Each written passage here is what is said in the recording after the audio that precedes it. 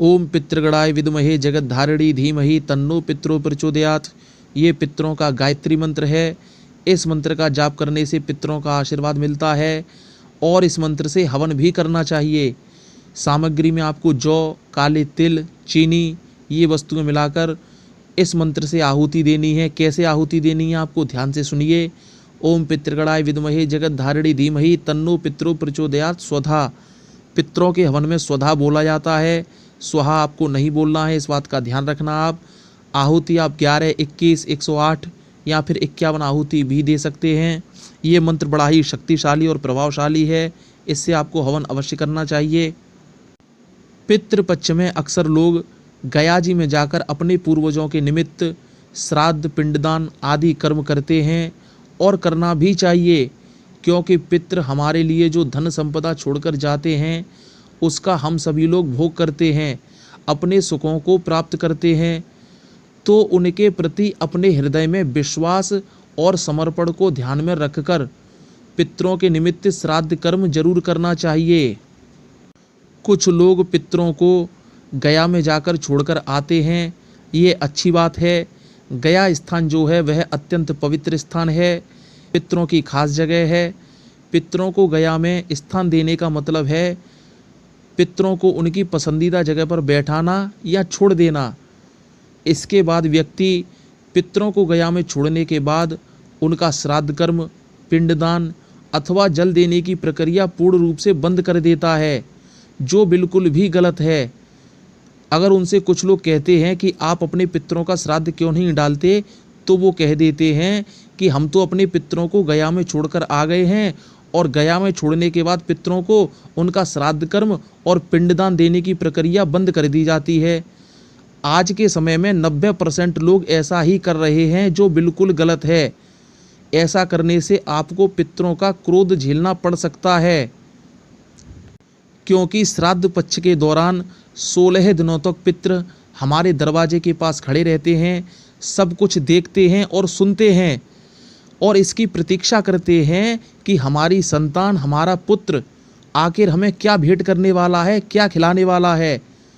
लेकिन हमारे दिलो दिमाग में तो वही एक बात घर करके बैठ गई है कि हम तो अपने पितरों को गया में छोड़कर आ गए हैं, अब उनका पिंडदान या श्राद्ध कर्म नहीं करना। और सबसे बड़े अचंभे की बात तो ये है कि कुछ घरों के कुलगुरु ऐसे होते हैं जो वो भी कह देते हैं कि आप तो अपने पितरों को गया में छोड़कर आ गए हैं, अब आपको श्राद्ध करने की ज़रूरत नहीं है। तो ऐसा कुलगुरु को भी नहीं करना चाहिए। इसके संदर्भ में एक कथा का वर्णन सुनने को मिलता है। आपने श्रीमद् भागवत में अवश्य सुना होगा, गोकर्ण और धुंधकारी की कथा। एक बार पुनः आपको सुनाता हूँ, बड़े ही ध्यान से सुनना। गोकर्ण धर्मात्मा व्यक्ति थे और धुंधकारी ठीक इनके विपरीत दुराचारी, व्यभिचारी आदि अवगुणों से परिपूर्ण था। जब ये सब कुकर्म करने के बाद धुंधकारी की मृत्यु हो गई, तो पाप कर्म के कारण धुंधकारी को मुक्ति नहीं मिली। धुंधकारी के भाई गोकर्ण ने श्राद्ध पिंडदान गया जी में जाकर किया और अपने भाई धुंधकारी को वहीं छोड़ दिया, गया में स्थान दे दिया। उस पवित्र भूमि में रहकर भी धुंधकारी की मुक्ति नहीं हो सकी और वह पिशाच योनि में पहुंच गया, जो अत्यंत कष्टदायक होती है। धुंधकारी के साथ ऐसा इसलिए हुआ क्योंकि उसके पाप कर्म बहुत ज़्यादा थे, जिसके कारण उसको मुक्ति नहीं मिल सकी। बिल्कुल इसी प्रकार से हमको नहीं पता कि कौन से हमारे पितृ कैसे मरे थे, क्या हुआ था। हो सकता है आग से जलकर मर गए हों, सर्पदंश से उनकी मृत्यु हुई हो, अथवा किसी भी प्रकार के उपद्रव में उनकी मृत्यु हुई हो, लेकिन हमको नहीं पता। और इस प्रकार से जिस किसी की भी मृत्यु होती है उसको मुक्ति मिलने में हजारों वर्षों का समय लगता है। इसलिए गया में छोड़ने के बाद अपने पितरों का श्राद्ध कर्म करना, पिंडदान करना, उनको जल देना अत्यंत आवश्यक है। सभी को ऐसा करना चाहिए। गया में बैठाने से पितरों को वहाँ भोजन कौन देगा? भोजन पानी तो आपको ही देना होगा, क्योंकि आप उनकी संतान हैं। आपकी धमनियों में आपके पूर्वजों का रक्त प्रवाहित हो रहा है। तो आप यदि गया जी में अपने पितरों को छोड़कर आ गए हैं तो पूरी विश्वास और भक्ति के साथ उनका श्राद्ध कर्म अवश्य करना चाहिए। जिस पूर्वज की जो तिथि होती है मरने की, उसी दिन उनका श्राद्ध डालना चाहिए। अगर आपको तिथि नहीं मालूम तो अमावस्या के दिन श्राद्ध करना चाहिए। इस दिन श्राद्ध करने से आपके हजारों वर्षों के पितृ भी तृप्त हो जाते हैं। अमावस्या तिथि के दिन पितरों की विदाई की जाती है। ये पितृपक्ष का अंतिम दिन होता है, क्योंकि हजारों वर्ष पूर्व मृत्यु प्राप्त पूर्वजों की तिथि हमको नहीं मालूम कि किस दिन वो कैसे मरे थे। ऐसे लोगों का श्राद्ध अमावस्या तिथि को अवश्य करना चाहिए। गया में पूजन श्राद्ध के बाद जो श्राद्ध कर्म घर पर नहीं करता, उसके यहाँ पितृदोष देखा जा सकता है। घर की दीवारों में मोटी मोटी दरारें आ जाती हैं। मांगलिक कार्य उस घर में होना बिल्कुल बंद हो जाते हैं। धन हानि होती रहती है। और यदि घर में कितना भी धन आ जाए, सभी प्रकार के सुख साधन यदि घर में हैं, फिर भी आंतरिक शांति नहीं मिलती। घर के व्यक्तियों में मतभेद होता रहता है बिना किसी कारण के। अमावस्या तिथि को अपने पितरों के निमित्त श्राद्ध कर्म अवश्य करना चाहिए। अमावस्या के दिन आपको एक काम और करना है, गाय के कंडे पर उसकी अग्यारी बना लें।